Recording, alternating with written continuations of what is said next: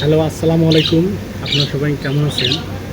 আপনারা দেখতে পাচ্ছেন ভিডিওতে কিছু পাখি। এটা আমার বাসার পাশের বাসার হিন্দু, তো ওরা দেশে চলে গেছে। ওদের পাখিগুলো আমার ব্যালকনিতে রেখে গেছে।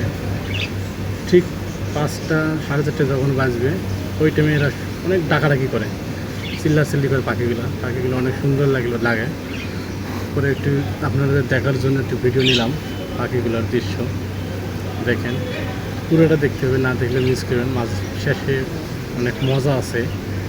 পাখিরা অনেক ধরনের দুষ্টামি করে, আপনারা দেখলেই বুঝতে পারবেন। সঙ্গেই থাকেন, দেখতেই থাকেন।